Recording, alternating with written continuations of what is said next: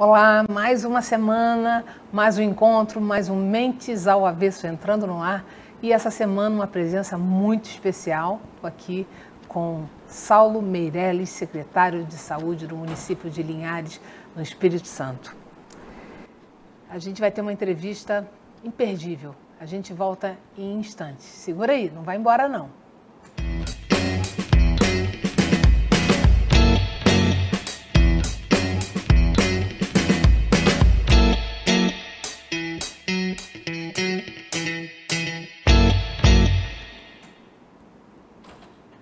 Saulo Meirelles, muito bem-vindo. Uma honra receber você aqui. Eu que quero agradecer, Jaque, pelo convite, agradecer a toda a Rede Sim e saudar a todos. Eu que me sinto honrado de receber esse convite e ter essa oportunidade da gente bater esse papo. Posso falar assim, né, Jaque? Mas vamos bater um papo aqui, ó. Esse programa é pra gente fazer o famoso tricô, né? Aquela coisa de vó. A gente vai tricotar aqui. Eu tô com uma ficha sua que ontem a gente conversava o seguinte: na televisão moderna, a gente assume que a gente tem ficha, a gente assume que a gente cola, a gente assume que não tem teleprompter, que tudo que a gente fala é realmente o que a gente está pensando nesse momento. Então, falar sobre o Saulo, gente, é o seguinte: esse rapaz que está sentado ao meu lado, secretário de Saúde, como eu disse, ele tem um currículo, mas da inveja. Vamos começar dizendo o seguinte: ele foi secretário de administração em Vila Velha e Aracruz, correto?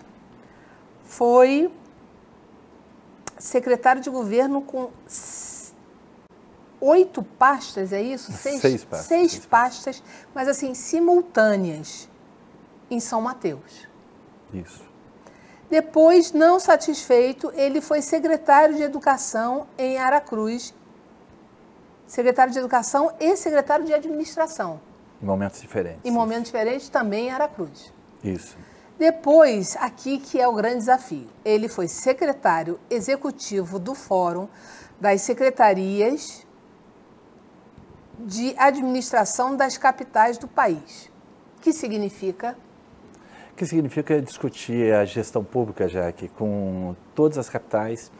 E pode ter certeza que os problemas são os mesmos, só mudam os municípios. Somos os municípios. Isso é só mais um aprendizado, mas os problemas são exatamente os mesmos que os municípios capixabas têm, as outras cidades. Então, assim, mas de qualquer forma é bom conhecer, porque é uma experiência de conhecer outras realidades de outras capitais do país.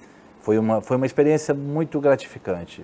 Você tem uma larga experiência no meio administrativo, porque você também passou na iniciativa privada, você passou por todas as áreas quando você exerceu o papel de backup na Aracruz Celulose, né? Para quem não sabe, gente, o papel de backup é você estar pronto para assumir qualquer cargo como executivo, né, um CEO, dentro de uma organização. Não é uma tarefa fácil, mas você faz a gente chama de job rotation, dentro de uma organização, e aí esse cara está apto a assumir a qualquer momento uma atividade dentro dessa empresa.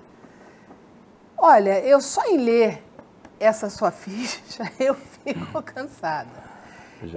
O papel do secretário de saúde, gente, é muito mais importante do que a gente imagina. O que a gente pensa, né? Ah, secretário de saúde é aquele que fica lá, tem 4 anos, acompanhando o prefeito, toca só aqueles postos de saúde e pronto. Não. Se a gente olhar o papel da Secretaria de Saúde, eu tive que fazer esse dever de casa para poder ter essa entrevista com ele hoje e fiquei impressionada em relação ao que tem dentro desse guarda-chuva da Secretaria de Saúde. Então, ali a gente está falando de prevenção, a gente está falando de um papel muito atuante no que diz respeito ao momento atual da pandemia. A gente tem ali uma forte atuação da Secretaria de Saúde.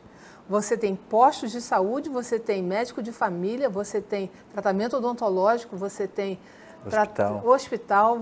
Gente, eu vou deixar o Saulo falar, porque Onde eu achar que a gente tem dúvida, eu e você que está em casa, eu vou entrando aqui e vou intervindo e vou interferindo e a gente vai batendo esse papo aqui com ele, porque afinal de contas ele é o entrevistado e não eu. Vamos lá, Saulo, explica para a gente o que tem dentro dessa Secretaria de Saúde e qual é o papel de um secretário de saúde. Jaque, primeiro eu gostaria de falar, você fez a apresentação aí, né, sobre a questão por onde a gente já transitou, né, na gestão pública, e eu quero dizer que essas foram oportunidades de aprendizado, mas que está longe, eu acho que tem um caminho muito longo a percorrer para se aprender, né, foram só oportunidades de aprendizado que a gente teve, né, eu particularmente sempre gostei de transitar por áreas diferentes, onde você consegue aprender mais, né, ou seja, pegar uma atividade, construir, tentar construir o máximo, tentar fazer o melhor, entregar essa atividade e aí sim construir um novo cenário e um novo aprendizado.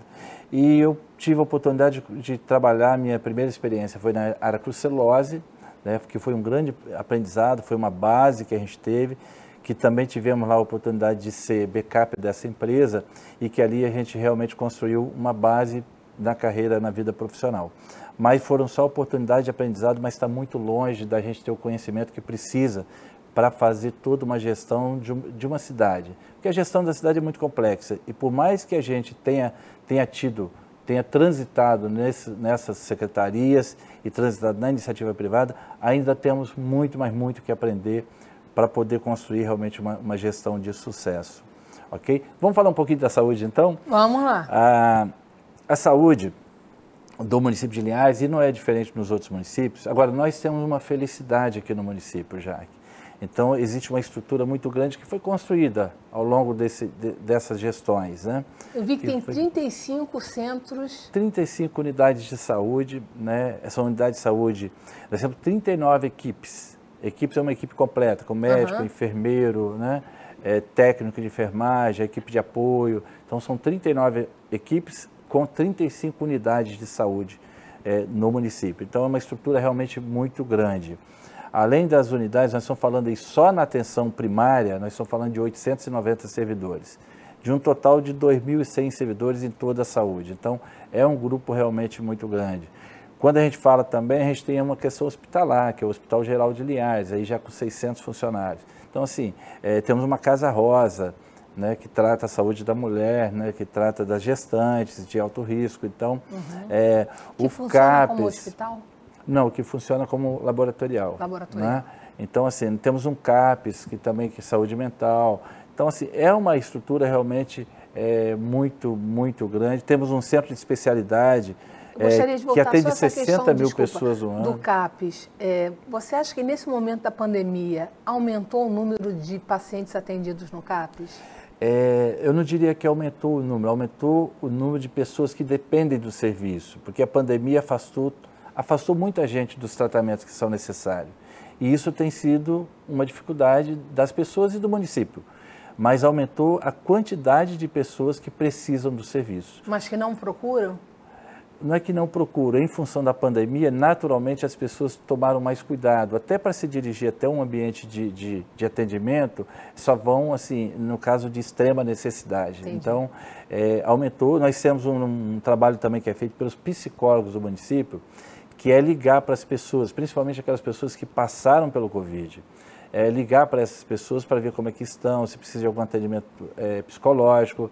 Também está acontecendo isso com os profissionais da saúde. Então, é um trabalho assim, de extrema importância, que realmente o isolamento social, a gente sabe disso, né? Que isso causa um mal-estar, causa uma insegurança nas pessoas muito grande, e tem essa equipe de atendimento. É importante ter. Então, nós temos muitos serviços que são oferecidos, mas precisamos de criar outros serviços ainda. E aí, qual o período que vocês fazem esse acompanhamento? Então, se eu era paciente, por exemplo, para a gente contextualizar melhor, se eu era paciente do CAPES antes da pandemia, deixei de ir, vocês vão atrás desse paciente, perguntam por que não foi mais? Sim. Tem correlação com a pandemia? Não tem? E aí, se eu sou paciente COVID? Ficou para mim, não ficou muito claro. Só explicando aqui, o CAPES é um atendimento mental. É uma rotina que já existe, que é um atendimento mental, de saúde mental, que é uma rotina de atendimento, independente da questão do Covid. O atendimento psicológico é um outro atendimento feito por uma equipe de psicólogos, do município, que em função da pandemia criou esse contato telefônico para fazer um atendimento às pessoas, independente de serem pessoas que estão em tratamento no CAPS ou não. Então, existe o tratamento do CAPS e o atendimento psicológico às pessoas que tiveram problema com Covid, mais os servidores do município que passaram assim. As pessoas diretamente que estão ali lidando na linha de frente tiveram problemas muito grandes, em função, primeiro pelo desgaste psicológico, depois pelo desgaste físico. Então, existe um desgaste físico muito grande. Tem técnicos de enfermagem, enfermeiros que praticamente trabalham em regime de escala e estão permanentemente dentro do hospital ou dentro de uma unidade de saúde. Então, o desgaste é físico, o desgaste é psicológico, emocional. Eu tenho alguns amigos que são psiquiatras e atuam no CAPS em Nova Friburgo, lá no estado do Rio de Janeiro. E eu vi alguns relatos de pacientes psiquiátricos, em função da pandemia, entraram num estado tão grande de paura, de medo, de desespero, porque achavam que estavam com Covid e começaram a frequentar o CAPS com uma frequência diária de ficarem na porta, na fila, porque queriam ser atendidos porque iam morrer, que estavam com Covid, e não estavam. Então, por isso que eu perguntei, o pânico, né? Não me expressei bem, o pânico, aqui também vocês tiveram esse tipo de relato? Sim, nós tivemos esse relato tanto do paciente Covid, tanto dos profissionais que estão lidando com Covid. Então, porque são cenas que quem acompanhou de perto, né, são cenas assim, você vê uma família, né, tendo que se despedir de um ente querido, sem poder fazer uma última despedida, uma última homenagem, né, é muito triste. Então, os assistentes sociais também vivem isso a todo instante, né, de ter que comunicar o óbito a uma família e ainda informar que não pode ter uma última homenagem. Então, assim, são situações bem difíceis de serem vistas. E para eles, vocês também têm algum suporte? O suporte emocional dos psicólogos. Sim. A gente, no próximo bloco, vai falar sobre isso. A gente vai para um rápido intervalo comercial e a gente volta com Saulo Meirelles, secretário de Saúde do município de Linhares, no Espírito Santo, conversando com ele sobre vários temas, mas principalmente sobre a forte atuação dele no município de Linhares como secretário de Saúde e os efeitos que a pandemia tem no município nesse momento. Até já.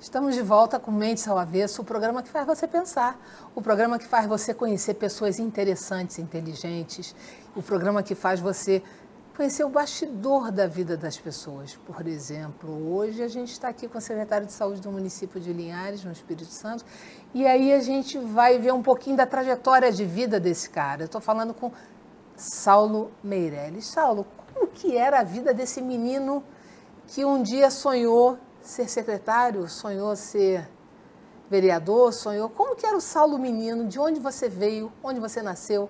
Quantos irmãos? Me diz, quais eram os sonhos desse hobby? Quero saber um pouquinho desse passado seu, que ninguém conhece. Então, tá legal. Passado lá atrás, tá? Hoje você deve estar com 25, 26 anos. Por aí. Por aí, então vamos lá. Um pouquinho. Me conta, 25 anos, como que era isso? Bom, vamos voltar lá. Então, eu vou falar da minha cidade. Da minha cidade não, do local em que eu fiquei quando garoto, né, com os meus pais, Sertão do Riacho. Que fica onde? Que fica no interior de Cachoeirinha, que é interior da Vila, que é interior da Barra, que é interior de Aracruz. É muito interior junto, entendeu? Tá. Tem muito interior junto. Mas no estado do Espírito Santo? No estado do Espírito Santo. E assim, eu falo brincando, é claro, né? Mas tem no Google. Se a gente procurar, vai achar lá o Sertão do Riacho. Até no Google Maps. Com certeza, tá lá. Ótimo. Então, Jaque... É claro, o sonho de todo garoto, né? Todo garoto tem sonhos e a gente também tinha sonhos. Primeiro, aquele sonho de menino que é convencional, né? Normalmente o garoto sonha em ser jogador de futebol, não é isso? Então esse sonho é de todos, né? Tinha um sonho também, esse é importante, eu tinha um sonho de ser artista, de tocar, de cantar, uma carreira artística. Dupla sertaneja. eu queria cantar, tocar, e eu falei, como é que eu começo? Eu começo com uma flauta, é isso? E a minha carreira artística, eu vou falar do final dela, para não, né? O final dela foi com 8 anos de idade. Eu tinha 8 anos de idade, foi longa, né, na verdade. Muito né? sucesso. Muito sucesso. Aí eu tinha uma flauta, e aí eu entendi minha mãe, hoje eu entendo ela completamente, né? E eu tentei aprender a tocar Noite Feliz e ficava no ouvido dela o tempo todo com Noite Feliz e não saiu a Noite Feliz. E ela viveu uma experiência que as noites nunca mais foram felizes desde o momento que ela te deu aquela flauta. Que ela me deu aquela né? flauta. Então ela, sabiamente, ela tomou minha flauta Falou, e ali meu então, filho, não. ali então encerrou minha carreira artística. Muito rápida mesmo, então acabou ali. E substituiu pelo quê? Substituiu pelo lazer, né? Na verdade, a gente... Jogador de futebol rolou? Não. Não, assim, o time adversário sempre me escalava.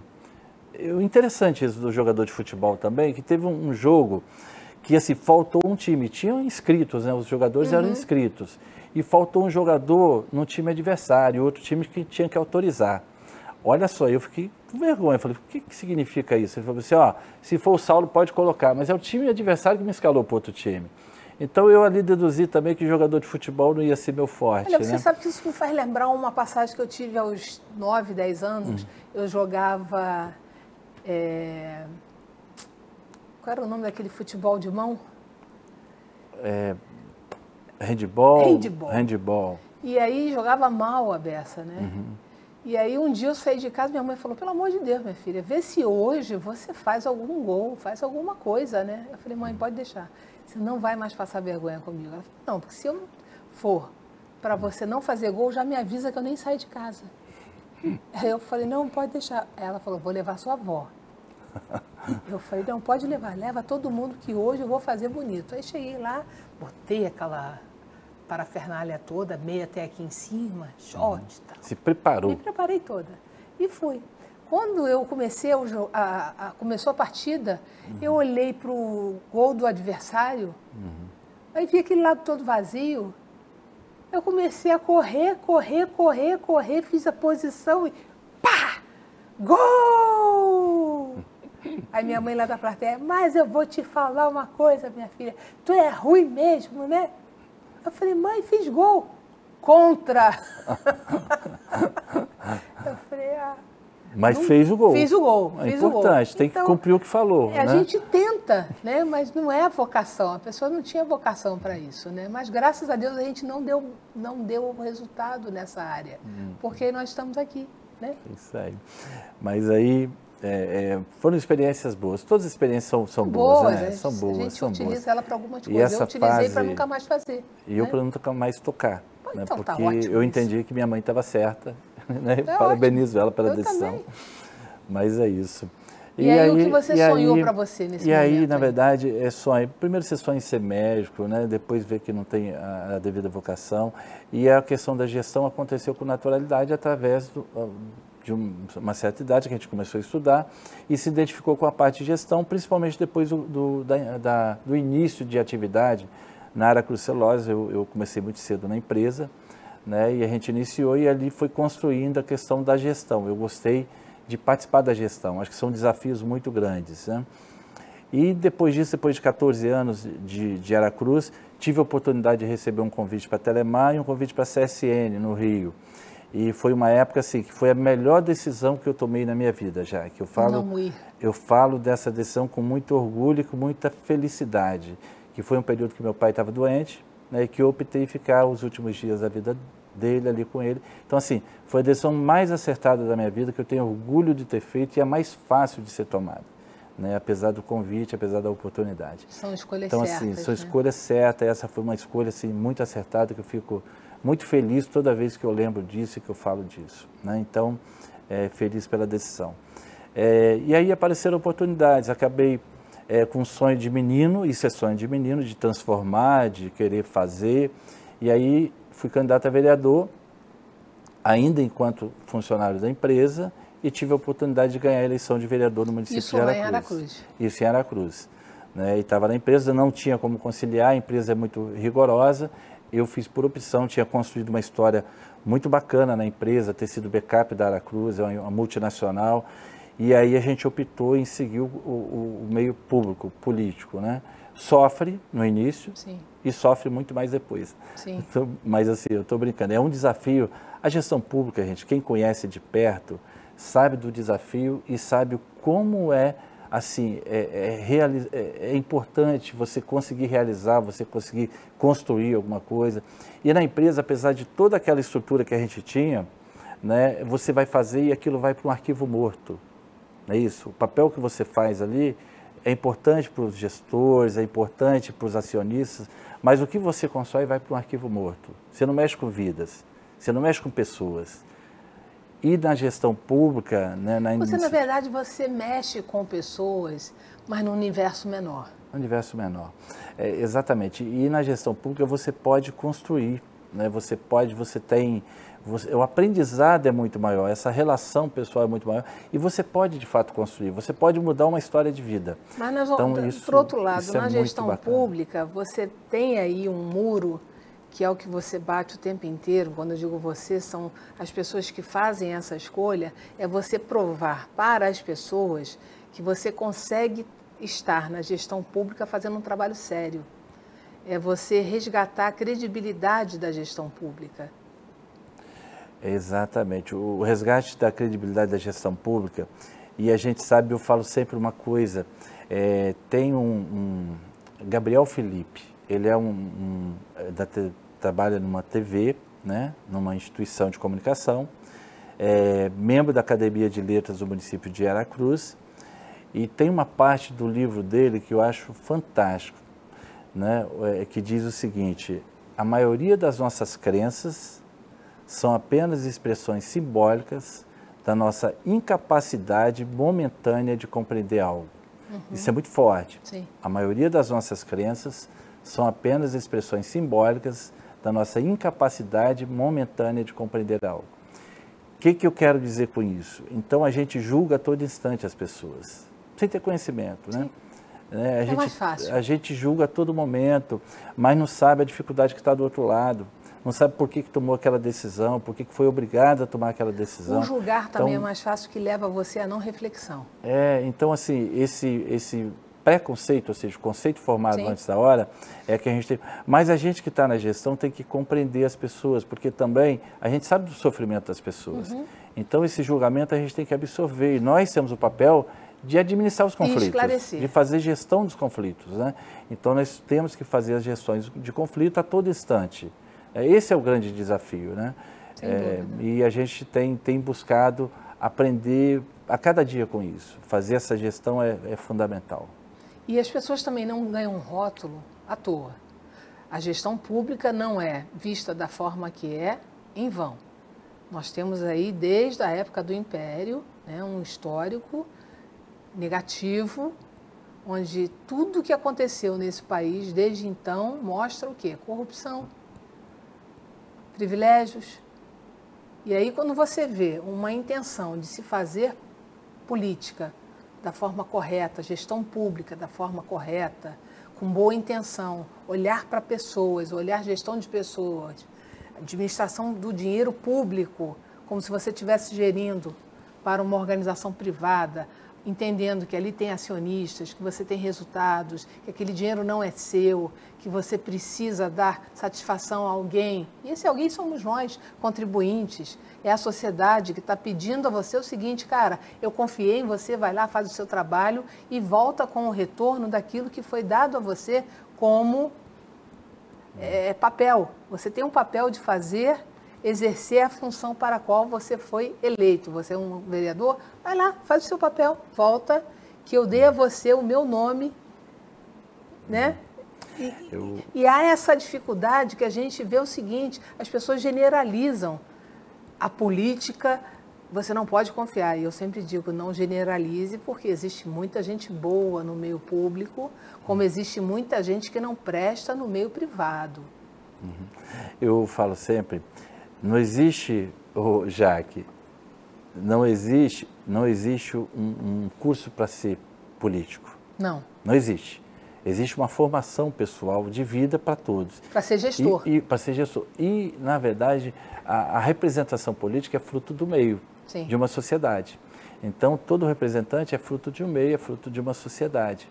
Eu acho que nós avançamos muito no comportamento, agora precisamos avançar mais, mas existe um avanço muito grande no comportamento político, no comportamento social, a gente acredita nesse avanço, né? Então, assim... E isso requer preparo, inteligência, sabedoria e um movimento que não é de um, é um movimento de todos. A gente vai falar mais sobre esse assunto no próximo bloco e a gente volta daqui a pouquinho. Segura aí, gente, não vai não, fica aí.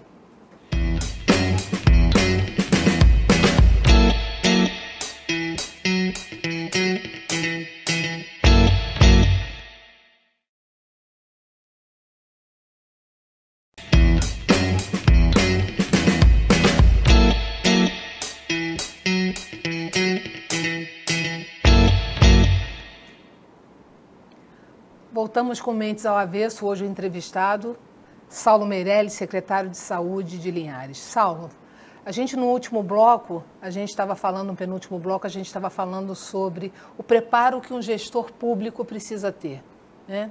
Existe, infelizmente, ainda aquele rótulo de que todo mundo que entra para a política não é honesto. Infelizmente, o Brasil ainda carrega esse peso, parece que é botar uma bola nos pés da gente e a gente não avança, né? E eu discordo completamente dessa posição, porque eu acho que não é uma questão de ser honesto ou não ser honesto, é ter preparo ou não ter preparo. A gestão pública, ela é uma gestão como qualquer outra. Qual é a sua opinião sobre isso? Com certeza, Jaque. Se a gente parar para observar os comportamentos dos profissionais, a gente fala, existe o bom pedreiro e existe o pedreiro que não faz suas atividades com a mesma perfeição. Existe o bom engenheiro, também a mesma coisa. Existe o engenheiro que não faz suas atividades com a mesma qualidade. E isso é em qualquer profissão, qualquer profissão. E a política é mais um segmento, e é um segmento fruto da sociedade. Os representantes que são eleitos é exatamente o resultado que nós temos na sociedade. Então, o que nós precisamos? Avançar no comportamento social. Eu falava num encontro que eu tive com alguns profissionais, né, porque você recebe para defender uma instituição. Eu, quando era servidor lá, falei funcionário de uma empresa, eu recebia e tinha que ter ética de defender aquela instituição. E hoje, no poder público, a gente tem que avançar no profissionalismo do poder público. Temos algumas diretrizes que a gente estabeleceu. Uma é avançar no profissionalismo, a outra na tecnologia e outra na humanização dos ambientes, né, que são os fatores de qualidade. E na política, quando a gente fala em política, é isso, a política é fruto do meio, então nós precisamos avançar no comportamento social. É esse o comportamento. É claro que tem bons profissionais, bons políticos, estamos avançando porque a sociedade também avança. Hoje, a sociedade passou a exigir mais qualidade. Então, você observa que as obras que são executadas pelos políticos já se exige mais qualidade nelas. Então, ele tem que cumprir esse papel. Mas foi um avanço do político ou foi um avanço da sociedade como um todo, que tem mais informação? Na sua opinião, foi um avanço da sociedade? Na minha opinião, é um avanço da sociedade, que passa a cobrar mais qualidade nas ações. Mas aí você o acha avanço que da comunicação também, nós temos hoje as redes sociais que muitas vezes estão sendo mal utilizadas, né? Sim. Eu acho que precisa também, ao falar qualquer coisa na rede social, ter mais um pouco de zelo, de cuidado, principalmente com a integridade das pessoas, né? com respeito. Eu acho que é importante as redes sociais trabalhar e as pessoas, ao colocar qualquer coisa sobre alguém, apurar primeiro. Porque, sem dúvida. Né, e evitar o fake news. Evitar o fake news, fazer uma coisa mais profissional, acabar com aquela política antiga. Né? E eu falo sempre em bater palma. Como é fácil, já ter pena das pessoas. É fácil ter pena. Né? Alguém está lá, né? Você vai, às vezes, em alguns ambientes, né? Você vai no velório, por exemplo, volta e meia, ai que pena, tadinho. Isso é fácil de fazer. O difícil é saber bater palmas, é saber aplaudir. Tem espaço para todo mundo. Então, se alguém fez uma coisa que merece aplauso, vão aplaudir. Reconheça, né? Foi uma ação bacana, vão reconhecer isso. Se alguém fez um trabalho bonito, vão reconhecer os autores, isso é um princípio de gestão, vão reconhecer os autores, vão bater palma para ele e reconhecer que foi uma ação dele. Então, independente de ser situação e oposição. E a outra coisa, as eleições não podem ser eternas eleições. termina o processo político hoje, no outro dia já tem um grupo falando, vamos parar com isso, termina, vamos construir a cidade. Depois a gente, no momento certo, fala de política, fala de eleição, mas primeiro vamos construir a cidade. A cidade precisa da união para ser construída. Então, assim, é claro, nós avançamos no comportamento. Precisamos avançar ainda mais. Mas eu entendo que falta também uma ética bilateral. O cidadão precisa entender qual é o papel dele dentro desse contexto político. Ele precisa ser ético. Ele precisa ter o compliance dele. Ele precisa saber o que ele pode e o que ele não pode. Porque é muito fácil apontar o dedo e falar, aquele político é corrupto. Mas ele, quando bate lá na porta do gabinete do político e pede um saco de cimento, ele está sendo ético? Ele está sendo corrupto? A gente tem que saber que o político está ali para fazer o que ele pode fazer. O político não faz milagres. Eu sempre penso dessa forma e todas as pessoas que eu converso, eu digo, gente, a gente precisa ter pena do cara que resolve dedicar parte da vida dele para fazer algo em prol da sociedade. Porque ser político, eu falo isso porque eu sempre estive muito perto de político, eu coordenei algumas campanhas políticas, eu falava, gente, quem escolhe a vida pública caiu do berço quando era criança, não é possível. Ah, não, mas ser político é muito fácil, porque rouba muito. Gente, pelo amor de Deus, não fala besteira. Eu estou defendendo aqui uma bandeira dizendo todos os políticos são honestos. Não, porque a gente tem aí um meio de comunicação que nos mostra todos os dias, todos os políticos que são corruptos nesse país e no mundo. Mas tem uma gama de políticos honestos, pessoas do bem, que graças a Deus se dedicam e fazem a diferença. Como a gente estava falando, Jaque, qualquer segmento, né? Todos. Tem pessoas do bem, tem pessoas que não fazem... E na iniciativa privada também. Não, em qualquer segmento, né? Hoje o meio público, ele eu não sei se seria exatamente essa expressão, mas em algumas situações da história, ele foi marginalizado, a verdade é essa, foi marginalizado, e nós precisamos rever esses conceitos, né? Que existem muitos profissionais, assim, de extrema capacidade na área pública e que merecem todo o respeito, assim como existe na iniciativa privada. Muitos gestores, muitos prefeitos, governadores, que realmente passam uma vida em prol de construir porque você quando constrói, você quando realiza, você tem uma satisfação pessoal nisso. Vou citar um exemplo. Quando eu deixei de ser funcionário da Aracruz, na época, para ser vereador, com salário menor, a sociedade entendeu que ali, como é que vai sair para ganhar um salário menor? Mas não vai ganhar um salário menor. É porque quer fazer coisa errada. Vai lá mas fazer ali coisa errada, era né? o sonho de construção, de você falar, bom, aqui o que eu vou fazer? Né? Foi uma experiência fantástica e meu grande aprendizado na base foi essa empresa Aracruz Celulose na época, né? Então, assim, mas foi um aprendizado. Depois, mas a visão que se tem do político, infelizmente, é essa. Mas isso eu acho que é uma conquista gradativa, é uma conquista, a democracia ela tem avançado, né? A gente acho que está num processo de evolução e a gente tem que participar desse processo ajudando a construir e buscando sempre uma conscientização popular.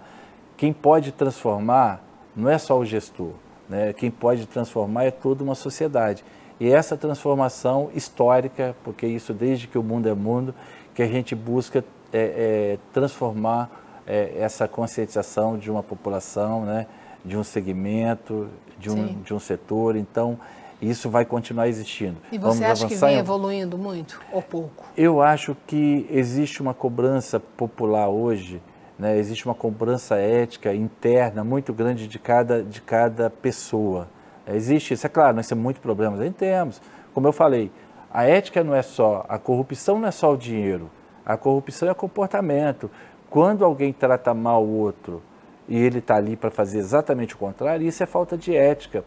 Quando alguém detona a sua própria instituição, que você recebe um salário... Isso é um ponto interessantíssimo que você falou agora. E quando você detona a sua própria instituição, que você está ali recebendo o salário dela, está destruindo, você não recebe para aquilo, isso também é corrupção. Isso também é falta de ética. Então, nós temos que avançar nesse comportamento de ética. O que é ética? O que é certo? O que é errado?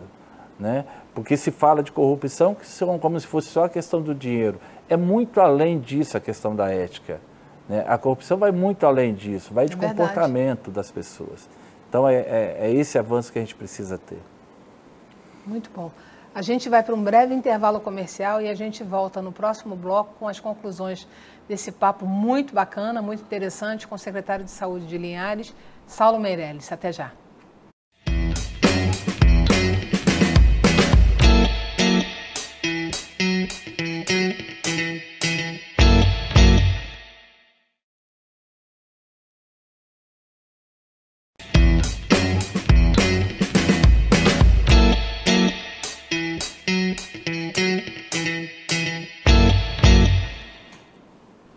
Olá, voltamos com Mentes ao Avesso, com esse cara incrível, inteligente, um currículo invejável, papo dinâmico, uma conversa que estou tendo uma aula sobre políticas públicas.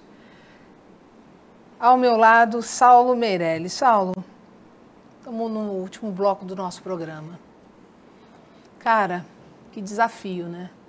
Eu fico aqui pensando, eu estava no intervalo pensando, o que leva um homem, com a sua inteligência, com o seu preparo, a se manter na vida pública. Lá atrás, quando você saiu da Aracruz Celulose e optou em ir para a vida pública, é quase, desculpa a palavra, doido, né? Um doido.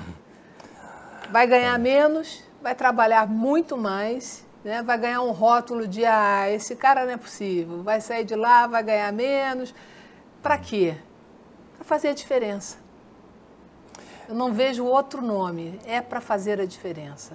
Que o pouco que eu te conheço, eu vi que você tem uma inquietude e que você, quando chega aqui, não é para deixar esse copo de água nessa posição para sempre.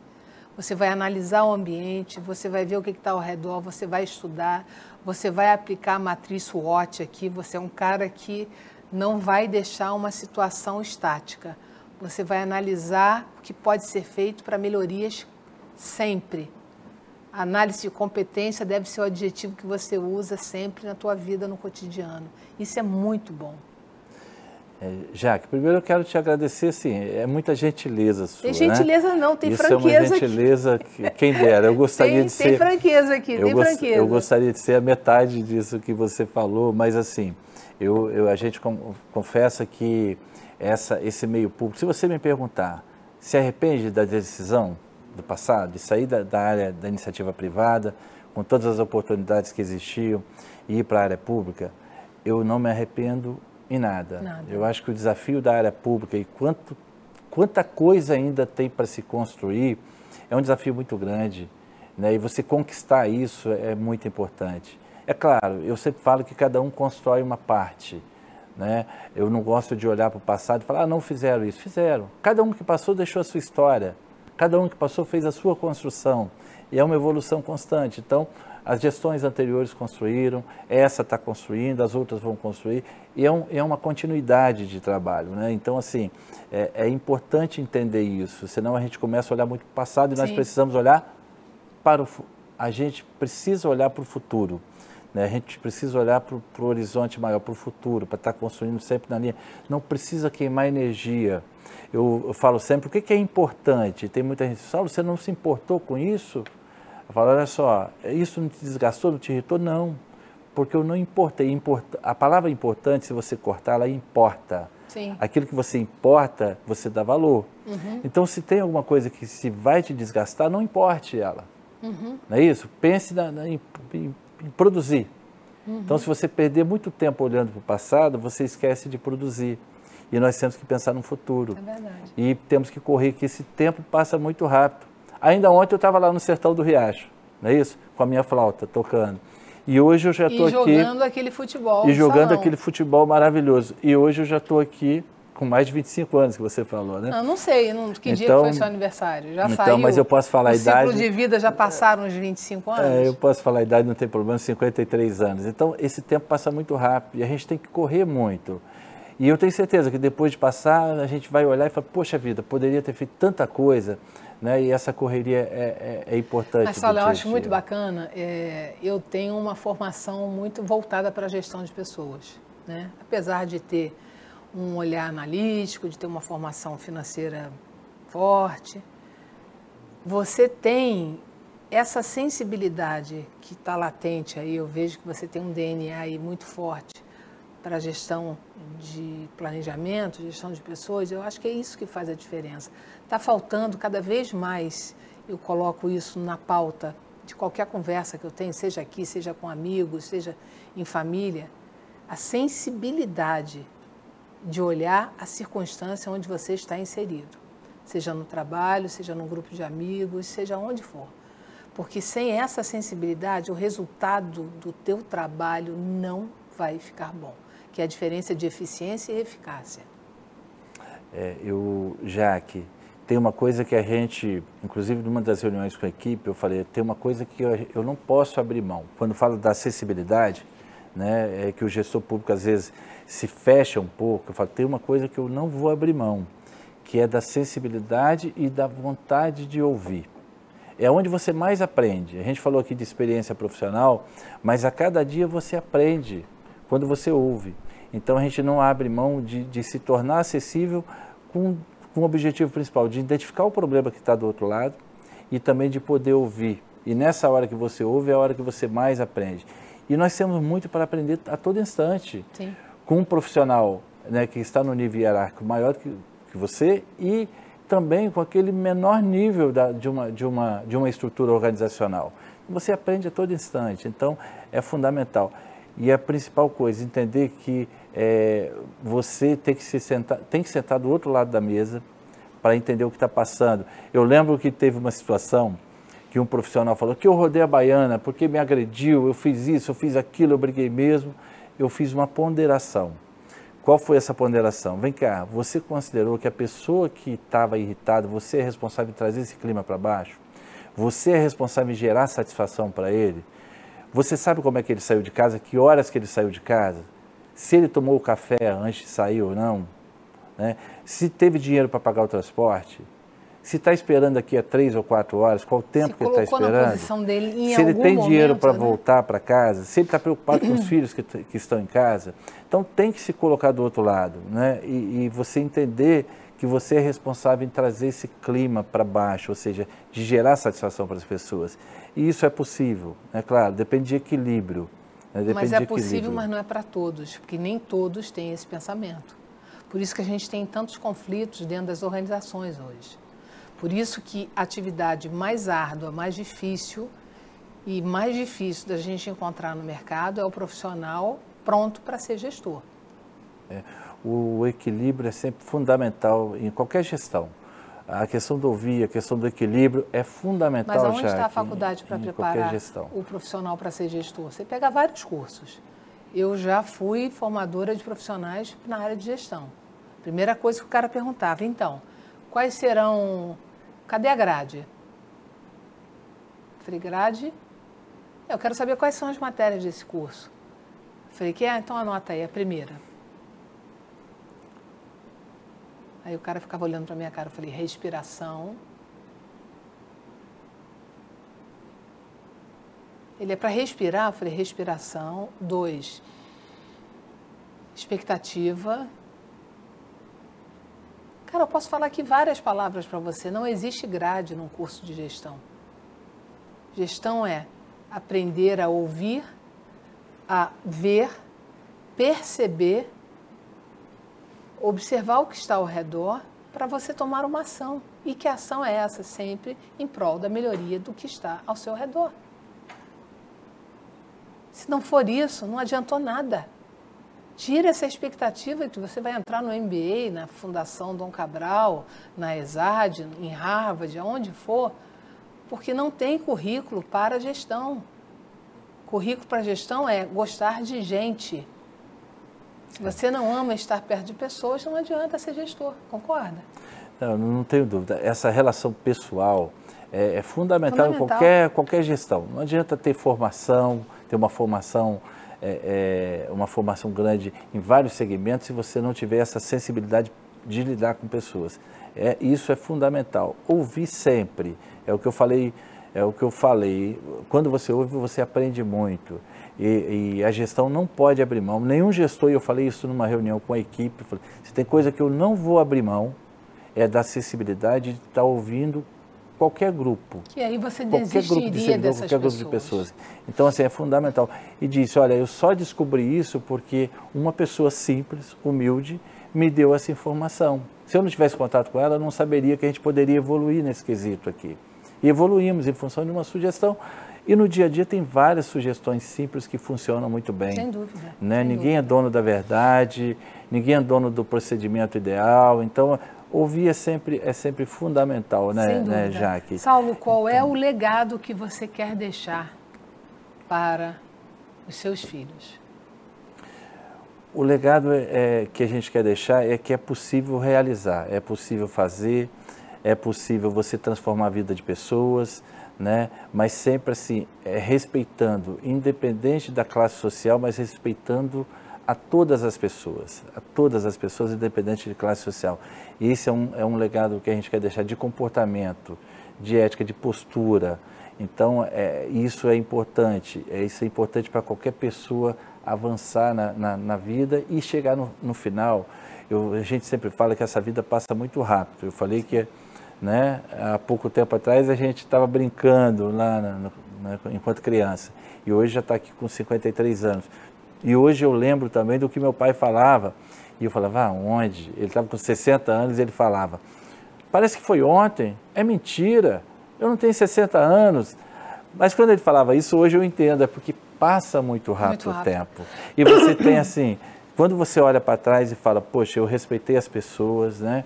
Eu tomei a decisão certa, por isso que eu falei da decisão do meu pai, o Jaque, que é uma decisão que eu me emociono sempre que eu falo dela, né? Foi uma decisão acertadíssima, né? De ter deixado as oportunidades para ficar com ele. Então, assim, eu me emociono porque foi um momento muito importante na minha vida.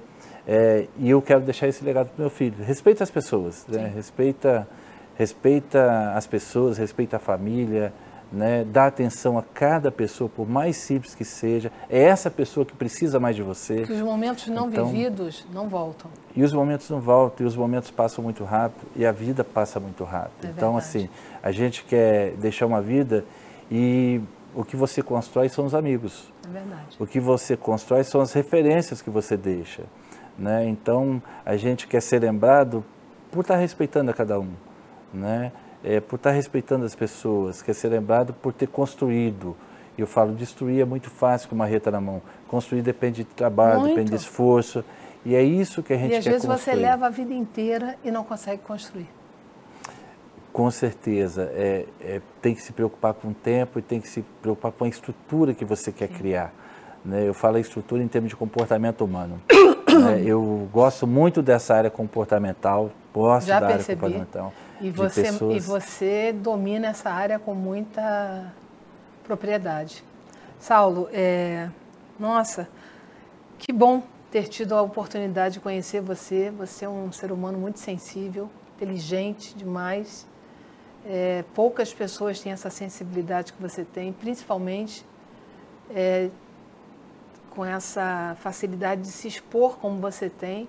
A maioria das pessoas hoje em dia são mais reservadas e contidas e não gostam de se mostrar tão sensíveis como você se mostrou. Te agradeço muito, muitíssimo. E o nosso programa está chegando ao fim. Que pena. Eu gostei muito. Que pena, gostei muito de conversar com você.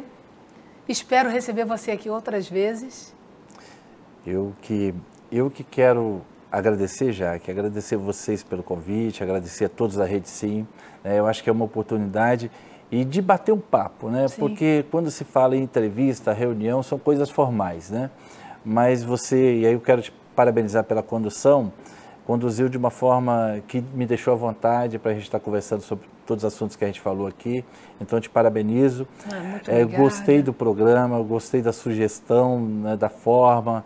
Então, vocês estão de parabéns por esse trabalho. Eu queria que você estendesse esses parabéns a toda a equipe. Estenderei para toda a equipe, que isso é um trabalho em equipe. Quero aproveitar a oportunidade, né, não poderia deixar de falar aqui dos servidores da saúde, quero aproveitar a oportunidade para saudar cada um e dizer que a gente reconhece o trabalho, o empenho e o esforço que cada profissional tem feito nesse momento, né? E agradecer também, já que a compreensão e a população de Linhares tem sido muito compreensiva com os profissionais da saúde, tem sido muito compreensiva, né, com a gestão, então a gente só tem a agradecer por essa consideração e pedir desculpas se porventura alguns processos a gente sabe que toma decisões certas, mas também que erra em alguns procedimentos. E certamente nós erramos em alguns processos.